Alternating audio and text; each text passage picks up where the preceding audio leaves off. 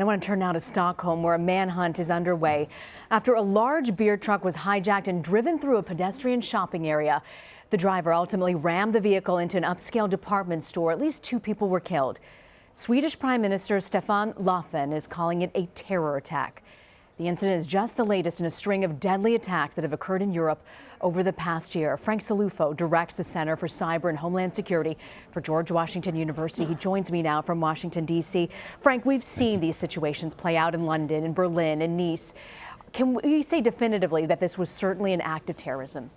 Well, it's clearly an act of terrorism. Whether it was inspired by ISIS or whether it was directed by ISIS, I think, is unknown at this stage. But clearly an act of terrorism. Terror is a psychological weapon intended to erode trust and undermine confidence in governments, and the tactic itself is a crime on top of whatever else it may be. So sadly, we've seen a string of these incidents. You mentioned Nice, the most deadly of them.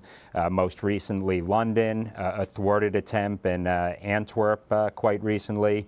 And even here, close to home, in 2014, there was a terrorist mowed down an officer or a military officer in Quebec, Canada. So unfortunately, it's a tactic that we're seeing more frequently used. You know, for so long we were so worried about someone packing up explosives and trying to blow up somewhere in Times Square. Why are these vehicle attacks now? We're seeing more of them throughout Europe. You know, the first time I'm aware of where terrorists have propagated this as a tactic is back in 2010, when Al-Qaeda in the Arabian Peninsula, in its Inspire magazine, advocated people mowing down individuals. We saw it most recently in ISIS's jihadist magazine this past November, giving a step-by-step how-to manual, how to steal the automobile, to make sure that there's even gas in the automobile. So unfortunately, because it's so difficult to defend against, it's becoming more prevalent, and clearly the terrorists are advocating this as a means to strike fear in the U.S. and our allies and elsewhere. Frank, is there a sense within the intelligence community that any particular, like you mentioned, Inspires, or something else online that is really generating a great deal of traffic and radicalizing people? You know, online radicalization is a big set of issues, and if you went back to Al-Qaeda, think of that as Blair Witch Project, very grainy. You look at ISIS, this is basically Xbox, Sony, it's Hollywood. So they clearly are using that as a means and a vehicle to radicalize, to recruit, also for tradecraft purposes, to communicate, to connect with others in terms of networks. So the online component here is important, in addition to the fact that they're teaching these people how to engage in terrorist activities. So that is a vexing challenge. One, I think authorities are trying to get their arms around, but so are the Facebooks, the Googles. They're starting to take these issues seriously. The Trump administration has said, and we heard from Secretary of State Rex Tillerson, that one of their top priorities is getting rid of ISIS. Is that realistic? You know, I wish we could get rid of ISIS. I think everyone here would have hoped to do that. I do think we're starting to see some military success, which may increase the short-term likelihood of attacks from ISIS or those inspired by ISIS.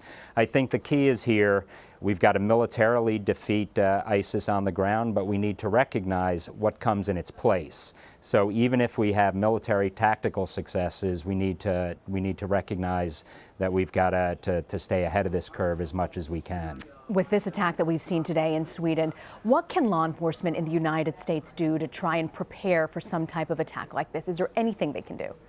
You know, certainly for special events or fixed events, when you have inaugurations or Super Bowls or big major events, there's a lot you can do to limit traffic or slow down traffic with bollards. That's in large part why you can't drive right in front of the White House, which historically you could do. It was based on fear of terrorism and other sorts of situations.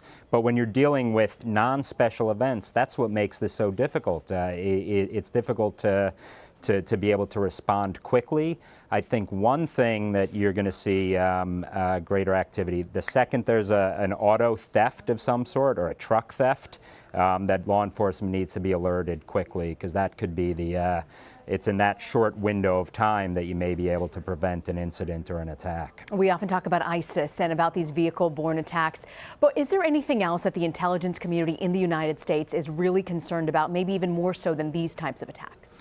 You know, unfortunately, we face a whole series of threats coming at us in different shapes, sizes, and forms, including foreign-directed threats or asymmetric kinds of threats that Senator Rubio was just discussing earlier in your show. But I think that when you're dealing with homegrown extremists or Islamists, it's very hard because you're not sure you have them all on the radar screen. And this is largely going to not only be a federal law enforcement issue, but ultimately a local law enforcement issue. They're closest to the scene. They're the ones who can ameliorate the risk quickly as possible. So lots of activity, but unfortunately, terrorism is a small numbers game. We've got to be right all the time. The bad guys only have to be right once. And those are very hard odds. Very well said. Frank Ciluffo, thank you for your time, Frank. Thank you, Rena.